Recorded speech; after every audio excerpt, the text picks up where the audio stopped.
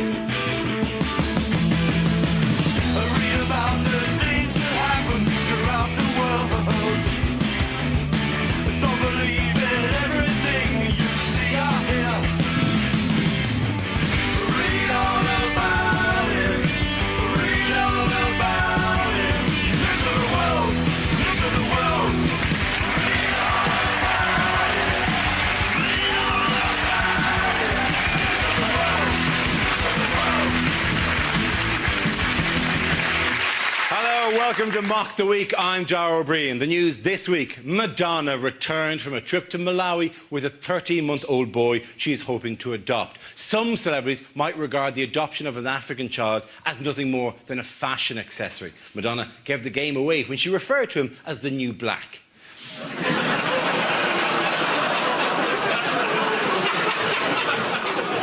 Madonna strenuously denied the adoption was a publicity stunt while gyrating naked on an illuminated cross outside the orphanage. The Malawi authorities have insisted that if any foreign pop star wishes to adopt a local child, they will need to stay in the country for 18 months. Michael Jackson said that's fine as long as he can sleep in the orphanage. Oh, you're very disapproving tonight, aren't you? Ooh. Army Chief Sir Richard Dannatt criticised the government strategy on Iraq, where British troops are being shot at on a daily basis, although it'll obviously get much safer when the Americans leave and it's only the Iraqis firing at them. And scientists have predicted that 100,000 years in the future, the human race will have split into two distinct types. One of them 7 foot tall with long, thin limbs, and the other a stunted, goblin-like creature. But the large question is, can they play up front for England? Joining me tonight are 6 of the top comedy performers in this country: Andy Parsons, Mark Steele, Russell Howard, and Frankie Boyle, Hugh Dennis and Adam Hills. Welcome to you all.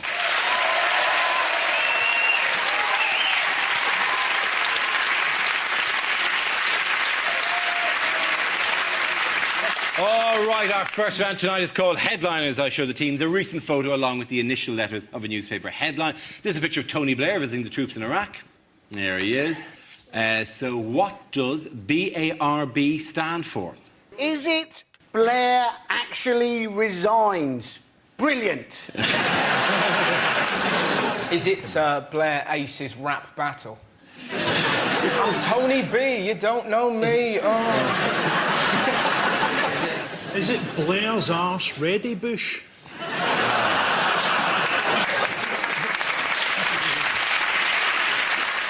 I'm very impressed by the way that they seemingly ran out of camouflage gear when Tony Blair arrived.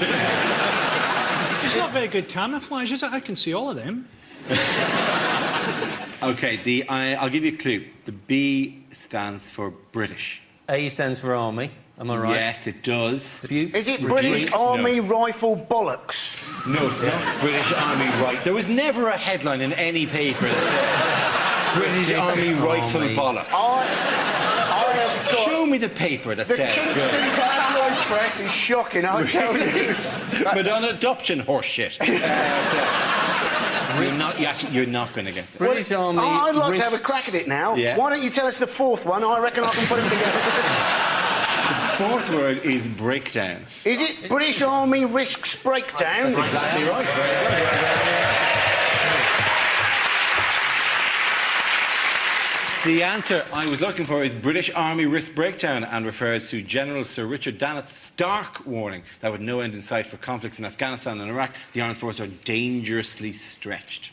They've got a recruiting drive on in Scotland at the minute, the Army, because that's what you need if you're fighting an unwinnable war in the desert. More ginger people. The thing that I thought was astonishing, first of all, that the Chief of the Army would come out against the war that the government sent him into. But then, having said that, that Blair's tactic, he just went on the television and said, no, this chap hasn't said anything that I disagree with, he agrees with me at all, even though he said we shouldn't be there and we're making it worse. And he's become a compulsive liar, Blair, isn't he? Just one of these people who lies when you know it's bollocks. His next press conference, he'll just say, thank you all for coming, I've got a leopard at home. My dad invented cheese. I've got a fridge made of gold. I can jump over my house. My mum's the Queen. He's just gone mad. But then they want to use the army for everything now, though, don't they? The government do, because didn't Blunkett say this week they wanted to use the army in Lincoln Prison or something? Yes, They wanted to well, bring Blunkett it- apparently rang up the guy in charge of Lincoln Prison during the riots and said that he should send in the army to machine gun the prison.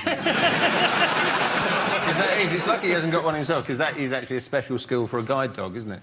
He essentially would become like a machine gun caddy. David Blunkett would just say, range, and the dog would go, 40 yards.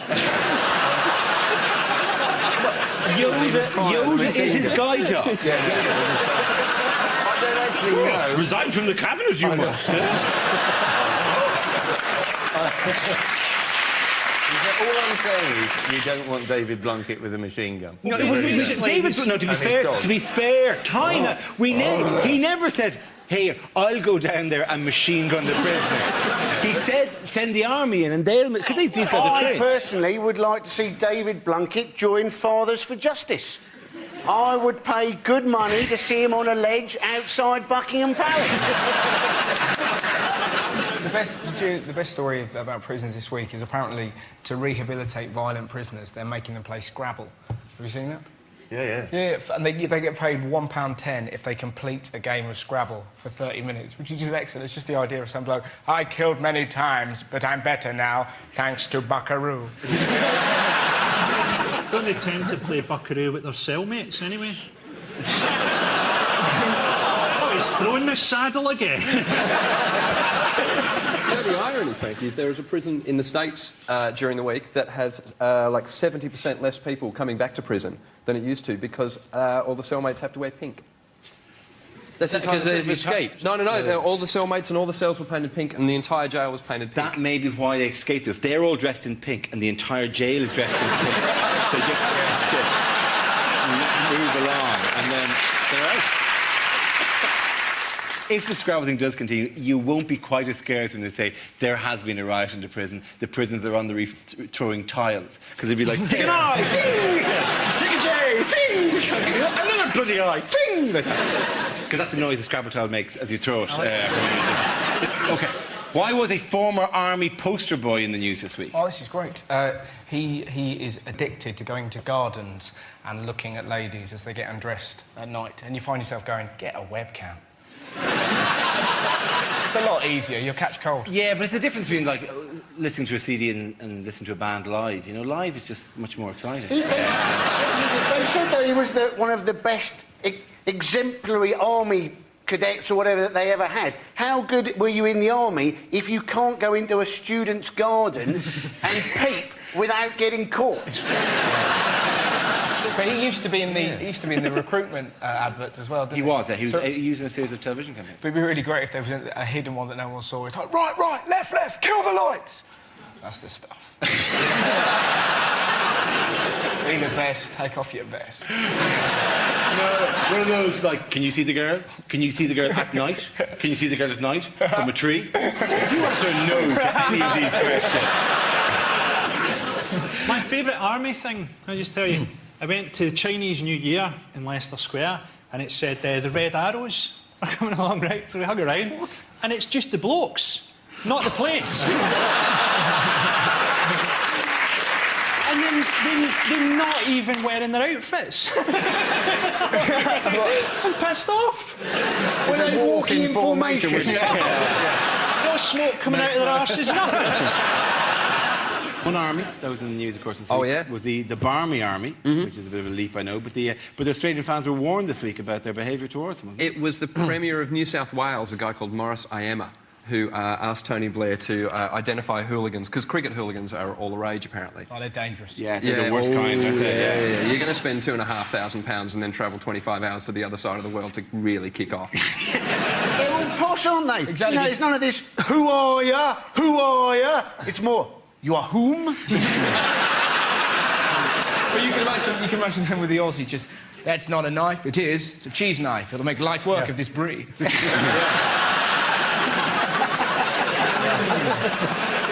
And I love the English fans and the Barmy Army. I watched the Rugby World Cup final in Newcastle upon Tyne, in a place called Bar Oz, and I thought I was going to be safe, and there were like 5 Aussies in the corner, and there were 500 English.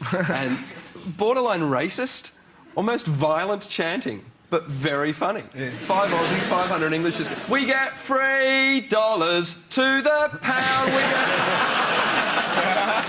When you're heckling the exchange rate, that is inventive. We were very excited, though, weren't we, by the old Rugby World Cup? You know, because obviously the England rugby team, we've won very little since, but we were thinking, weren't we? We were thinking of making rugby our national sport ahead of soccer until we realised that only 8 countries in the world give a monkeys about rugby, and 4 of them are us.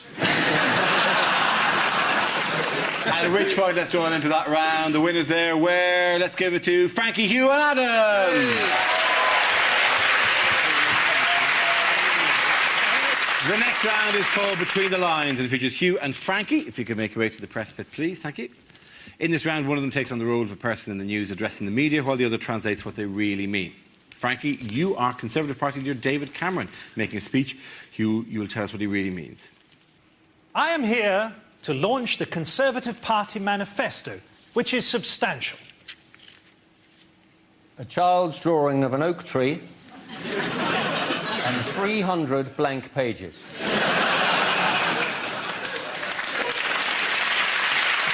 First, let me refute a rumour. People say that I am posh. I am not. And you can ask my footman. I believe that politics should be about more than style over substance.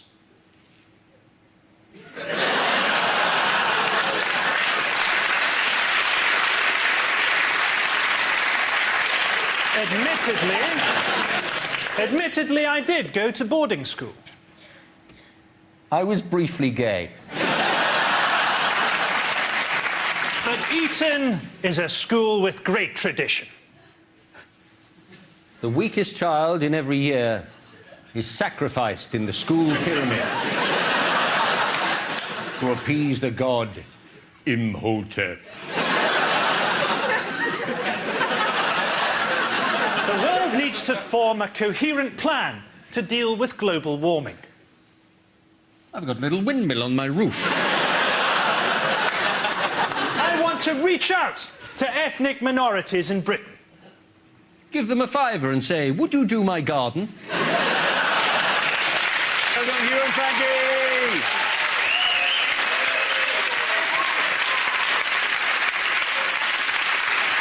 Now we play a round called Dara's News Laughter Fun Dial.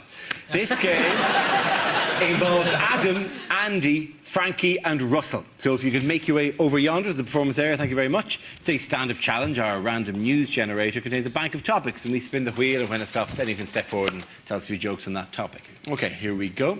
Let's spin the wheel. OK, the topic is air travel. Who wants to come in on that? I'll do that. Russell. My favourite story about air travel, there was a bloke a little while ago who got put in prison for 3 days because he refused to stop kissing his boyfriend on a plane flight to South Africa. How magic's that? You can't help but picture him dressed entirely in latex, you know, surrounded by a sea of Burberry on an EasyJet flight. All right, lads, I'm going to make this tense for you. Ramon, let's do the bad thing. Do you want to stop doing that? I'm trying to read Nuts magazine. Whatever. Stop doing that. It's not natural. You're flying. Russell Howard, well done.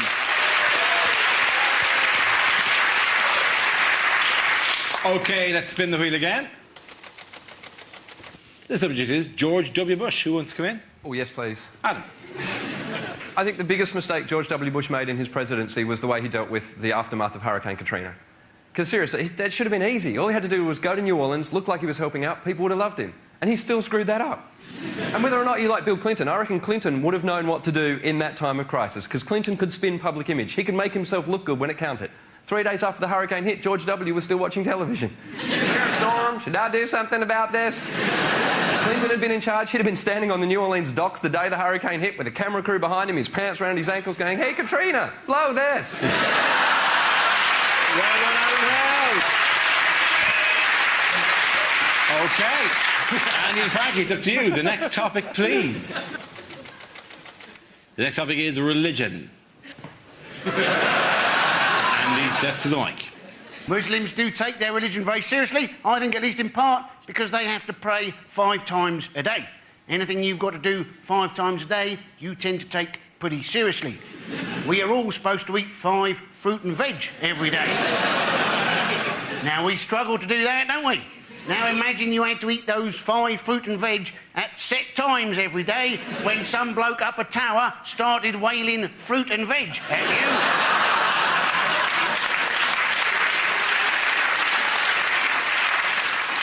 At which point you had to start reciting various passages from Delia Smith's healthy cookbook whilst pointing in the direction of Norwich. Very good, Andy Parsons. So let's see what's left there for Frankie. What's the next topic? And the topic is sport. Apparently, Scotland games now at Hampden, they've actually banned food from the ground and they search you when you're going in to make sure that you've not got food on you. Nice to see that we've got our priorities right, isn't it? What's this, sir, a knife? I hope you weren't planning on making sandwiches. Now, a Scottish guy is the #1 British tennis player. I've not checked my Nostradamus, but isn't that one of the harbingers of the apocalypse?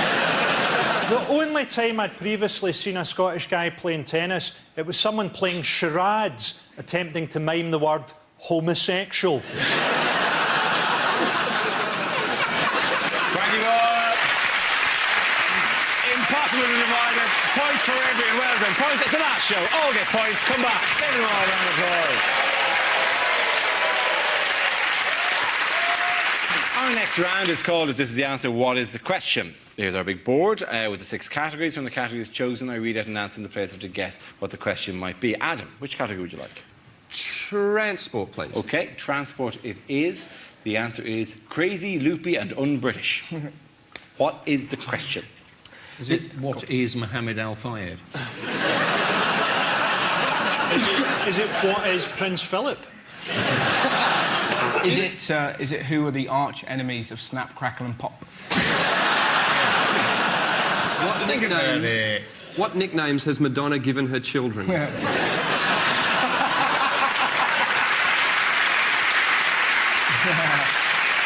Is it, if you read the Daily Mail, what is everything? What do you call slapping a bulldog? I actually know the answer to this one. I think it's what people were saying about the lady who was wearing the crucifix for British Airways, Peter Hain, people like that. That's absolutely right. Well done, Andy Parsons. There you are.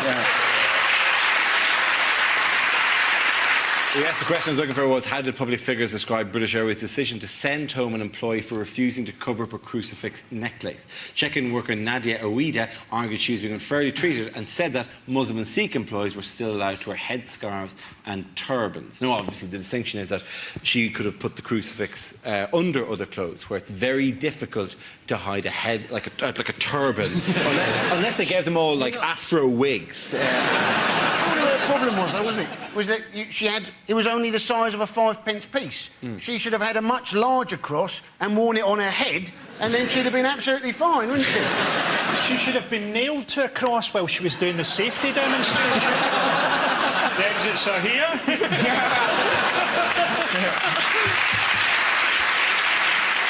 There's got to be more to it, hasn't there? They can't just have been annoyed about her wearing a cross. No, it does seem, given that the cross is very commonly Probably worn. she was hassling Jewish passengers. Did you pack your own bags, madam? And why did you kill Jesus?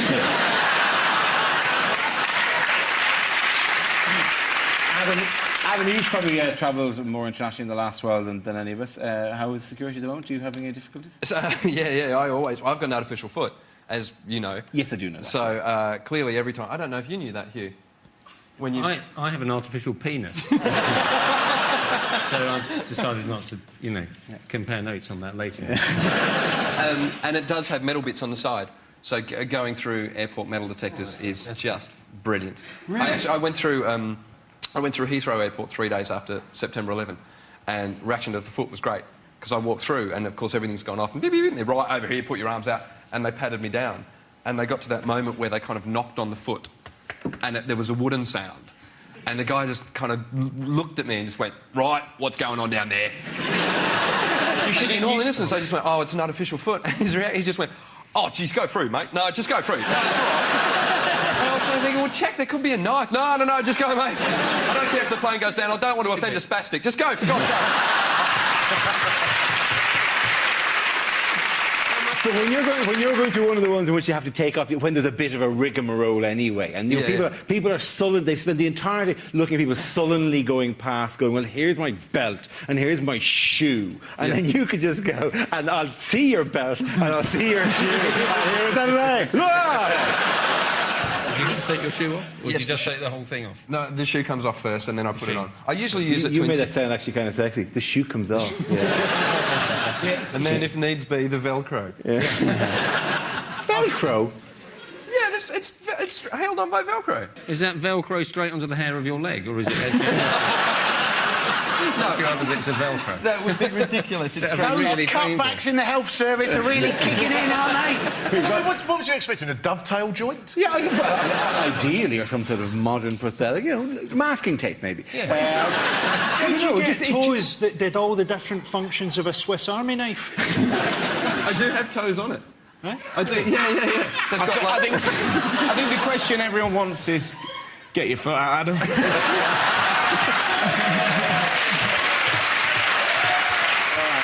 Listen for the Velcro. It's Velcro time. Listen to the mic. It's Velcro. I've got a terrific view, ladies and gentlemen. Are you not ever tempted?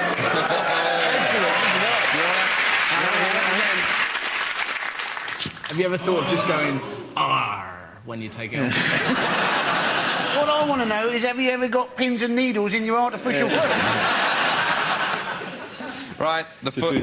Oh, hello. Not that one! He's removed the wrong foot. That'd be NHS, wouldn't it? Right there. That was actually Hugh's Wasn't penis. his foot. Oh. Yeah, go for it. It's like show and tell, isn't it? Who's got something else now? Come on. I'm impressed by the fake toe, because presumably there's no good, like, there's no tactile reason for the there, there's no essential... Do you know what it was? It was because when I was about 14, you know, getting to that age in a boy's life where, you know, you're having things going on, and doctors basically sat down with me and said, is there anything the other kids can do that you can't? And bearing that I grew up in Australia, I said, yeah, I want to wear thongs. Which, Tongs, by the way, meaning flip-flops. Just below. Adam, have you ever put beer in your foot and drunk out of it? Yes.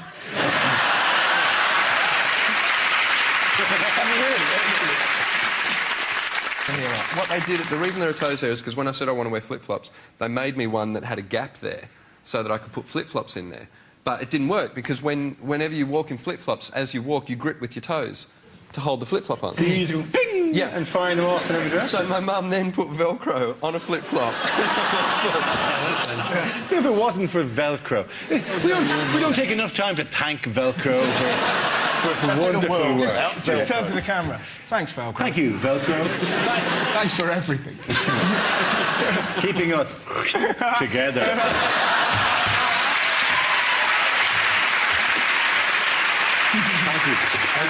Thank you, Adam, for what could have descended into freak show territory, but you held it together with an enormous amount of dignity, as we basically said, show us the weird thing! Show us the weird thing now! Let us see the unusual limb that we remember. Who wants to see my artificial penis? Is that the one you had made so that you could wear a thong? On travel news, of the greatest travel story of the week was Tina the tortoise. Tina the tortoise lost a leg, so they attached a rear wheel to the back of Tina's shell. Did they attach it using Velcro? When that tortoise goes to do a TV panel show, all the audience will be going, show us the wheel! Now, what happens if that tortoise is set upon and someone steals the wheels and you find it up on bricks? What's his name? Is it Tina? Tina. Her name is Tina. There's no way that Tina's going to be able to hide from people she doesn't like anymore. You know, because before we can hide in your shell, well, that could be anyone. Tina, we know it's you. You've got a wheel. All right, Dave, how you doing? Not bad. I think the other tortoise It's a very, very very complex social network that tortures us. I didn't realise that. Every time that the thing reverses, it's going to go beep. To be honest, it's going to make fuck all difference to that tortoise. You said it doesn't know what's going on. It barely moves anyway. They're going to put it in a box at Christmas and it'll die. Well, there you go. You certainly can't see the back of it, can it? Thank you, Frankie, for steamrolling our gentle whimsy there. For taking our sweet little commentary about Tina and how this has changed her life and just going, Tina will die like the rest of us. Tortoises don't hibernate, they live to one. Basically, is what I've discovered. Really? Well, just going by Blue Peter. But does this mean, though, if one of the parents accidentally, Tina dies, right?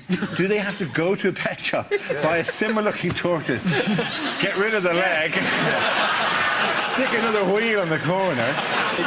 They're going to know whether that one's well or not, because it's got to have an MOT every 3 years. Yeah, excellent. Ladies and gentlemen, I think the points that round go to Frankie, Hugh and Adam.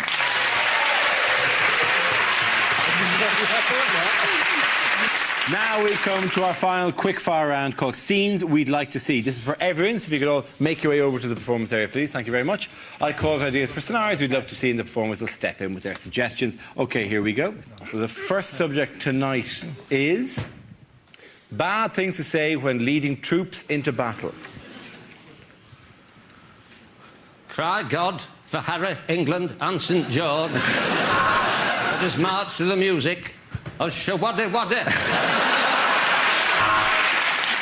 Soon you'll be at home with your families, in a jar on the mantelpiece.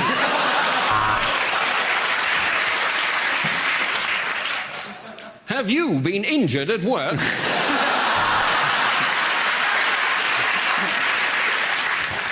Right, lads, I might... Ah, pins and needles. General Churchill will be leading the troops in on this one, isn't that right? Oh, yes.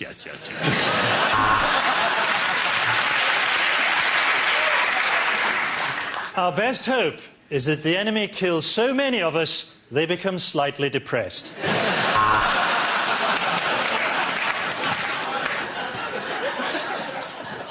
Hello, I'm George Bush. This next mission will be led by Michael Moore, seeing as he knows so fucking much. OK, the next topic is unlikely things to hear on Blue Peter. Today we'll show you how to make an ashtray using the shell of a dead tortoise.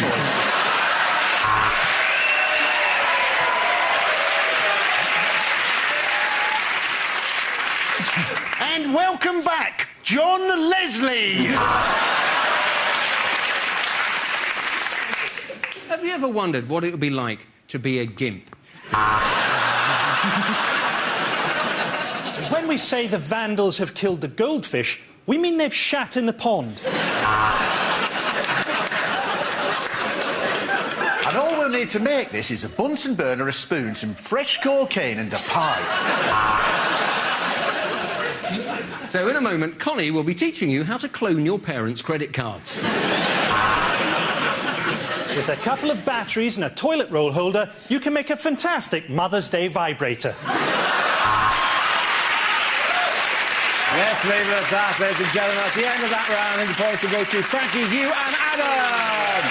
Everyone come back. Everyone come back. That's the end of the show. That's the end of the series. This week's winners are Frankie Ball, Hugh Dennis and Adam Hills. Commiserations to Andy Parsons, Mark Steele and Russell Howard. We'll hopefully see you again soon. I'm Darby. Thank you very much for watching. Good night.